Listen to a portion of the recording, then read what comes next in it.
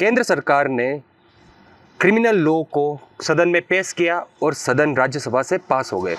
150 साल पुराने अंग्रेजों के समय बने हुए जो कानून थे उनमें बदलाव और पूरा परिवर्तन लाने के लिए अब पूरे देश भर में वो जाने जाएंगे। इसको लेकर कोर्ट में जो प्रतिदिन जो एडवोकेट्स हैं वो कोर्ट में आते हैं, इन मुकदमों को लड़ते हैं, न्याय दिलाते हैं। अब उनमें कितना परिवर्तन आ जाएगा वो जानने के लिए आज आए हैं हम उदयपुर जिला कोर्ट परिसर में। हमारे साथ में वरिष्ठ अधिवक्ता भी है जिनसे जानेंगे कि अब क्या परिवर्तन आ जाएगा। जो नए क्रिमिनल लॉ जो सदन में पेश हुए, राज्यसभा से पास भी हो गए, अब क्या परिवर्तन आएगा कोर्ट में? ऐसा है कि काफ़ी परिवर्तन तीनों उसमें किया है, एविडेंस एक्ट में, आईपीसी में और सीआरपीसी में।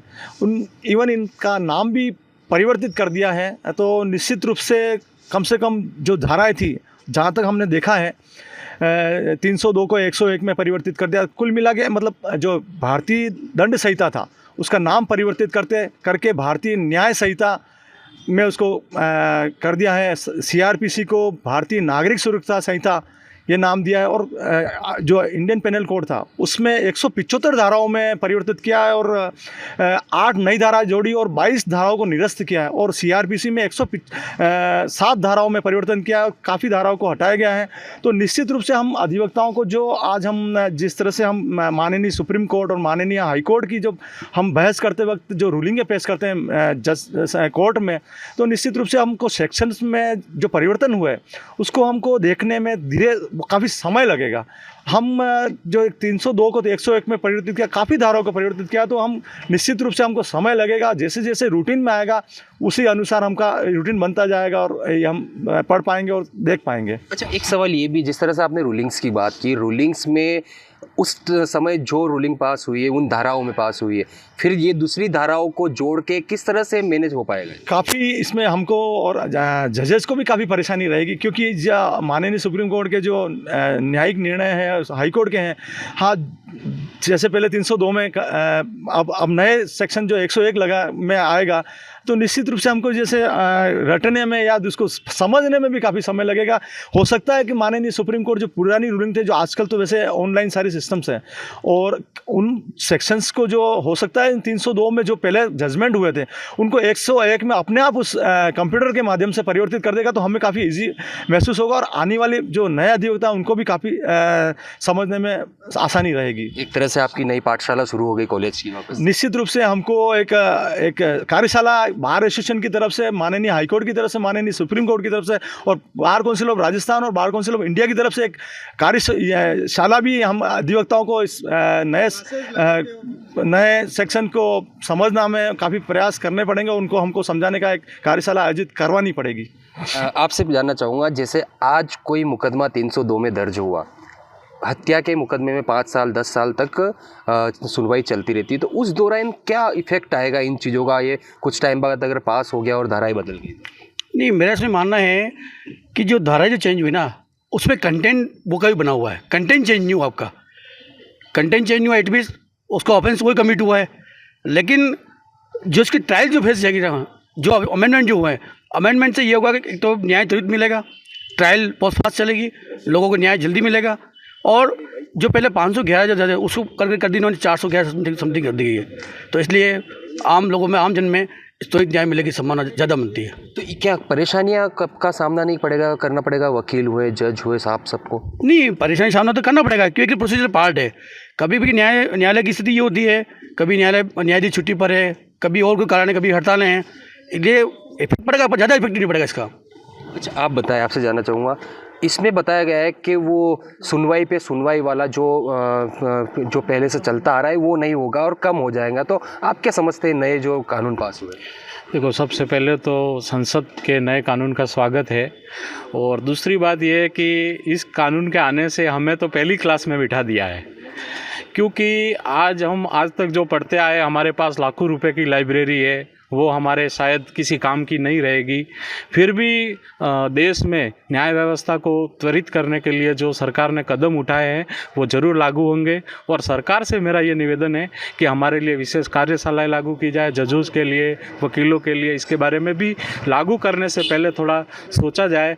तो ये कोई दुविधा जजों के लिए और क्लाइंट के लिए और वकीलों के लिए नहीं रहेगी। और उसके बाद आपने पूछा कि जल्दी न्याय कैसे मिले, तो समय समय पर संशोधन कानून में हुए हैं और सरकार ने इस बारे में भी इस नए कानून में कुछ न कुछ ऐसा किया होगा जिससे ज़रूर लोगों को जल्दी न्याय मिलेगा। अच्छा, आपने जैसे लाइब्रेरीज़ की बात की, तो ये बात सही है कि रूलिंग्स की कई गाइडलाइन को लेकर बड़ी बड़ी किताबें आपके यहाँ पर रहती है, उनको पढ़ते हैं आप, तो क्या उनमें परिवर्तन होगा या परिवर्तन के बिना ही आप उनको जारी रखेंगे, क्या होगा ये? सर, मेरा ये कहना है कि जब हम कोई रूलिंग्स लेके जाते हैं तो जजेज उस सेक्शन की होते हुए भी उसके अंदर की छोटी छोटी बातों को लेकर आपत्ति करते हैं कि ये इस पर लागू नहीं होगी। तो मेरा ये मानना है कि पुरानी किताबें तो कचरा ही हो जाएगी हमारे लिए। जी, आपसे जानना चाहूँगा, क्या परेशानियाँ नए जो कानून आ रहे हैं उस पर आप क्या समझते हैं? इसमें सर एक तो क्या है, ये जो नाम है वो भी चेंज हो गया है और काफ़ी इन्वेस्टिगेशन ऑफिसर को भी पूरी समझने में देरी लगेगी कि कौन सा सेक्शन कहाँ जा रहा है, क्या करना है। बाकी कंटेंट तो वही है, पर क्या सेक्शन और ये नाम भी चेंज किया है, उससे भी आईओ को भी दिक्कत आएगी, जजेस को भी आएगी और जो लाइब्रेरीज है वो भी हमारे लिए कुछ नहीं रहेगी। फिर हम वापस नया बुक्स और उनको अध्ययन करेंगे, उसके बाद आगे बढ़ेंगे, तो टाइम तो लगेगा समझने में भी। ये बहुत अच्छा वो अमेंडमेंट किया है और जो पक्षकार हैं उनको बहुत इसमें लाभ मिलेगा। मेरा यही कहना है कि भाई इनके अंदर सबको इन्वेस्टिगेशन ऑफिसर है, सबसे पहले जो खड़ी होती है, जो कोई भी जुर्म होता है या फिर कोई भी वो होता है तो उसमें सबसे पहले अनुसंधान अधिकारी करता है। मैंने देखा है कि मैं भी राजकीय अधिवक्ता रहा हूँ, तो मैंने देखा है कि अनुसंधान में इतनी त्रुटियाँ छूट जाती हैं जिसका लाभ डायरेक्ट अभियुक्त को पहुंचता है और इससे फरियादी वो रहता है कि भाई हमारे को न्याय नहीं मिला। तो मेरा सबसे पहले सरकार से यही है कि जितने भी अनुसंधान अधिकारी है और जो नया अमेंडमेंट और नया कानून आ रहा है और नए जो संशोधन हुए हैं उसके आधार पे उनको तैयार किया जाए, उनकी कार्यशालाएं रखी जाए, उनको बारीकी से समझाया जाए कि इन्वेस्टिगेशन के क्या क्या पॉइंट रहे हैं और किस दायरे में उसको इन्वेस्टिगेशन करना चाहिए, जिससे क्या है कि मुलजिम को सज़ा मिलना निश्चित रहे। तो इस आधार पे उनको तैयार करना चाहिए और वकीलों को भी इस बारे में जो नया कानून अमेंडमेंट हुआ है इसके बारे में कार्यशाला लगा के उनको इसमें जागरूकता लानी चाहिए कि भाई ये इस प्रकार से, क्योंकि ये एक बहुत अच्छा, क्योंकि जब भारत आज़ाद हुआ था जब कानून बना था और बहुत सारे ऐसे कानून हैं जो अभी महत्व नहीं रखते हैं, जिनके अंदर सज़ा भी 6 महीने 2 महीने, जबकि वो बहुत ग्रीवियस और बहुत हार्डली ऐसे हैं। और बहुत सारे ऐसे कानून जो काम ही नहीं आ रहे हैं, तो उनको भी ख़त्म किया गया और अच्छे जो कानून है उन पर संसद ने वो करके और अच्छा अमेंडमेंट किया है, तो इसका स्वागत किया जाता है। और इसका जो भी हुआ है तो आज जो भी हमारे हैं तो इनकी कार्यशाला रख के और हमें इस बारे में समझाया जाए, यही करता हूँ। जय हिंद, जय भारत। जी, आप बताएं भरत जी, पूरा खाका ही बदल गया है, आईपीसी सीआरपीसी सारी बदल गई, क्या इफेक्ट आएगा अपने कोर्ट में?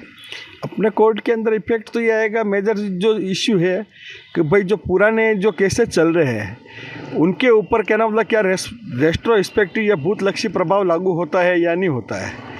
अगर बूथलक्षी प्रभाव लागू होता है तो फिर इनके लिए भी पूरी की पूरी जो फाइलें चल रही उनमें अमेंड करना पड़ेगा मेरे नज़रिए से। और अगर बूथलक्षी प्रभाव नहीं है तो ये तो उसी हिसाब से चलने चाहिए मुकदमे।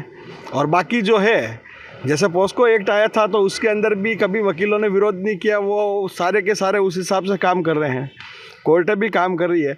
मेजर चीज़ ये है कि पुरानी फाइलों के लिए इसके अंदर क्या चीज़ है, अगर बूथलक्षी प्रभाव है लागू नहीं होते हैं तो कोई बात नहीं, और बूथलक्षी प्रभाव भी लागू हो गए तो पुरानी फाइलों के अंदर भी अमेंडमेंट। उदाहरण देके बताइए, बूथलक्षी प्रभाव मतलब? बूथलक्षी प्रभाव जैसे कि 2020 का कोई मुकदमा चल रहा है, ठीक है, और उसके अंदर 302 के अंदर या उस हिसाब से वो चालान आया है।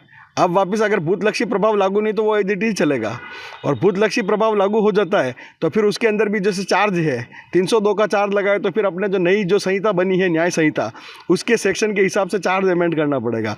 और अगर चार्ज अमेंड होता है किसी भी स्टेज पे तो उसके अंदर सारे के सारे विटनेस जो भी एग्जामिन हो गए, चाहे 25 गवाह एग्जामिन हो तो 25 को भी वापस री एग्जामिन करना पड़ेगा। ऐसी परिस्थिति आती है। तो मेरा यह मानना है कि जहाँ तक है कि गवर्नमेंट ने और जो हमारा विधि आयोग है उसने इसके ऊपर अध्ययन किया होगा और बूथलक्षी प्रभाव को पुराने के ऊपर लागू नहीं किया होगा। बाकी तो इसको देखने से फिर पता चलेगा। Thank you. आप बताएं, आप कुछ बताना चाहेंगे? सर, जब कभी भी कोई भी एक्ट अमेंड होता है या नया एक्ट आता है तो उसके अंदर हर सेक्शन में जब रिप्लेस होता है तो एक प्रोविज़न रखा जाता है निःसरण और व्यावृत्तियाँ, यानी सेविंग्स एंड रिपील्स।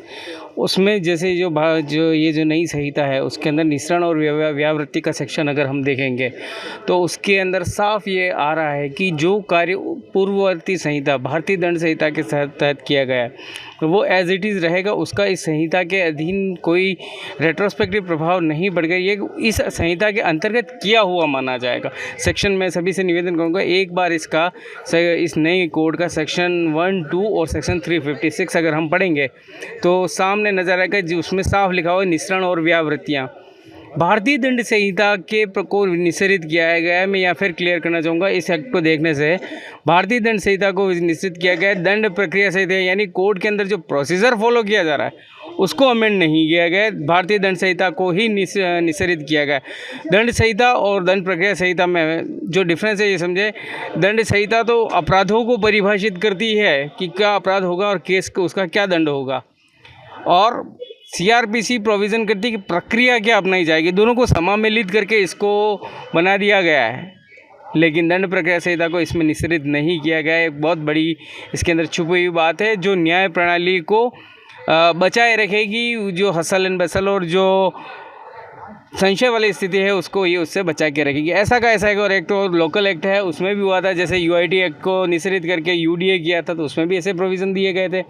कोई भी एक्ट हो अगर रिप्लेस होता है उसमें ये प्रोविज़न ज़रूर होता है, विधायिका कार्यपालिका न्यायपालिका तीनों का ध्यान इसके ऊपर ज़रूर जाता है।